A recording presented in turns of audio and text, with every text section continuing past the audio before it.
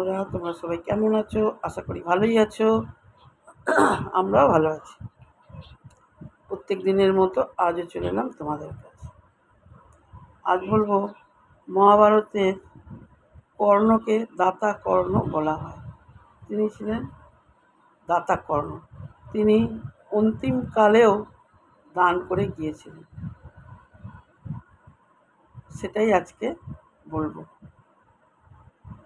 মহাভারতে কুরুক্ষেত্রে যুদ্ধ শুরু হয়েছে।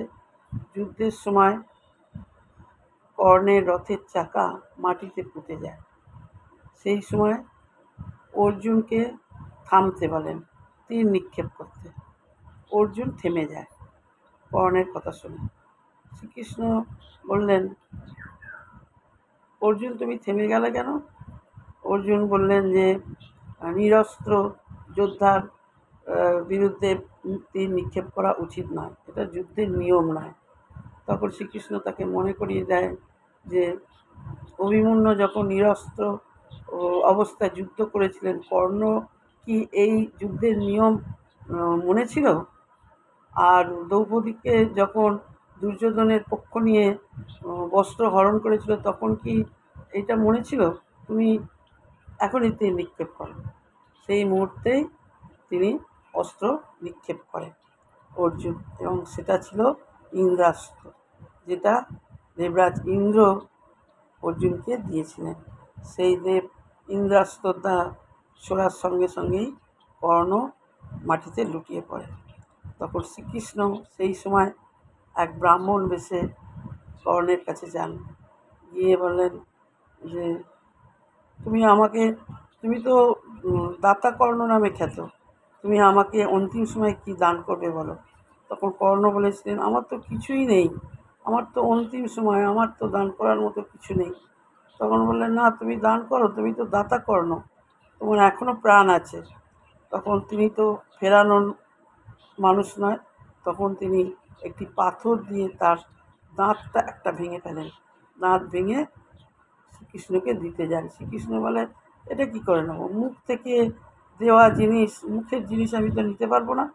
তখন তিনি এক তীর নিক্ষেপ করেন মাটিতে। তীর নিক্ষেপ কর্ণ মাটিতে এক তীর নিক্ষেপ করেন। করার পরে মাটি থেকে গঙ্গা জল ফোয়ারা মতো ওঠে। সেই গঙ্গা জলের দাঁতটাকে ধুয়ে তারপরে শ্রীকৃষ্ণের হাতে দেন। শ্রীকৃষ্ণ তখন বলেছিলেন, সত্যিই তুমি দাতা কর্ণ, তুমি অন্তিম সময়েও দান করে যাচ্ছ। ঠিক আছে, তোমাকে আমি বর দিতে চাই, তুমি 3টে বর আমার থেকে চাও।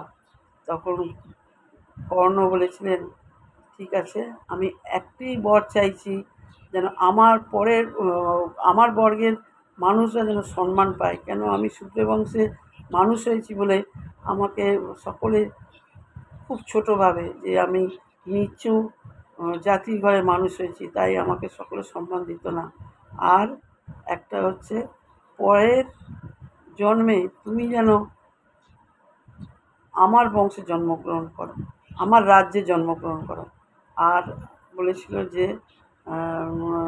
আমার যখন প্রাণ শেষ হয়ে যাবে, তখন এমন একটা জায়গায় আমাকে আমার শেষ কাজ করবে, সেটা যেন অন্তিম কাজ করবে, সেখানে যেন কোনো পাপ না থাকে, পাপহীন জায়গা। তখন শ্রীকৃষ্ণ চিন্তায় পড়ে গেলেন যে ওই দুটো নয় করা গেল, কিন্তু পাপহীন জায়গা তো কোথাও নেই, কোথায় অন্তিম কাজ করব। তখন শ্রীকৃষ্ণ তার নিজের হাতের ওপর কর্ণের শেষকৃত্য কাজ করেছিলেন, অন্তিম কাজ করেছিলেন।